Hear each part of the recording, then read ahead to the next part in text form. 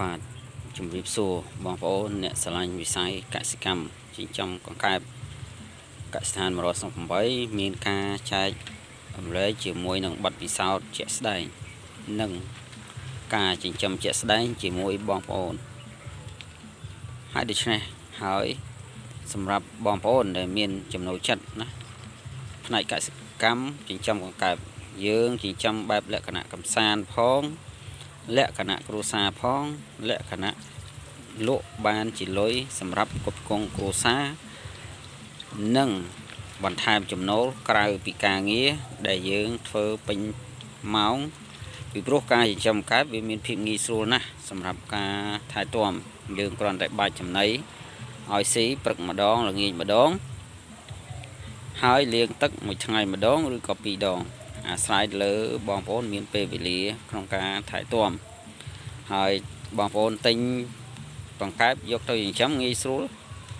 តែមួយខែកន្លះទៅ2ខែបងប្អូនបានលក់ហើយតែបើបងប្អូនអ្នកភ្ញាស់វាស៊ីពេល3ខែមិនបានលក់អញ្ចឹងវាស៊ីពេលយូរពីព្រោះទាំងភ្ញាស់ទាំងវាធំអញ្ចឹងវាស៊ីពេលច្រើនខែហើយវាមិនតម្រូវឲ្យបងប្អូននឹងលំបាកក្នុងការថែទាំតម្រូវឲ្យបងប្អូននឹងមើលថែច្រើននៅមើលរាល់ថ្ងៃ24ម៉ោង12ម៉ោងអត់ទេគឺបងប្អូនឲ្យតែចំណីហើយបហូរទឹកចោល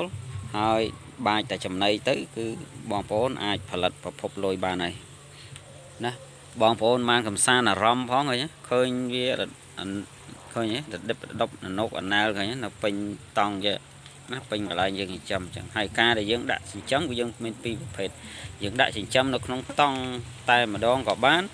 បងប្អូនធ្វើទីណានៅកណ្ដាលវាលដាក់តែបាយបាំងជុំវិញឬក៏កស៊ូអីជុំវិញទៅឬក៏ស៊ីប្រូឬក៏ smart board អីដែលបងប្អូនគាត់ថាអាចដាក់បាំងវាបានកុំឲ្យវាចេញហ្នឹងនៅពាត់ដីណាមួយកន្លែងទៅបងប្អូនធ្វើថ្លុកតែមួយសម្រាប់បហូរទឹកឬក៏ដាក់ចំណីវាទៅគឺបបោឃើញទេងាយស្រួលមែនតើក្នុងការចិញ្ចឹមអញ្ចឹងបច្ចេកទេសនៃការចិញ្ចឹមកង្កែបគឺมันពិបាកទេតែបើរឿងភ្ញាស់វាស្មុគស្មាញបន្តិចសម្រាប់បងប្អូនអ្នកដែលមិនមានបទពិសោធន៍សម្រាប់បងប្អូនអ្នកដៃថ្មីអ្នករៀនថ្មីអ្នកធ្វើថ្មីតែបើអ្នកធ្លាប់ហើយគឺมันពិបាកទេណាมันពិបាកទេងាយស្រួលហើយតើជំងឺវាមានច្រើនទេជំងឺក៏វាមានច្រើនដែរគឺជំងឺវាស៊ីគ្នាហើយនឹងវាតបៅឬក៏វាហើមពោះឬក៏អីឬក៏ទ្រាយសល់គូតឬក៏អីចឹងណាបាទអាហ្នឹងអាស្រ័យគឺមកពីការថែទាំរបស់បងប្អូនអ្នកចិញ្ចឹមនឹងដែរអូខេវីដេអូហ្នឹងប៉ុណ្ណឹងចែកចម្លែកជាមួយបងប្អូនប៉ុណ្ណឹងហើយបងប្អូនមានតម្រូវការកូនកង្កែបសាច់កង្កែបមេបាពូជពីកសិដ្ឋាន108មានការផ្គត់ផ្គង់ជូនដល់បងប្អូន25ខេត្តក្រុងអូខេអរគុណច្រើនជួបគ្នាវីដេអូថ្មីៗហើយកុំភ្លេចចុច like ចុច subscribe ចុច follow ម្នាក់មួយដើម្បីទទួលបាននៅវីដេអូថ្មីៗពីកសិដ្ឋាន168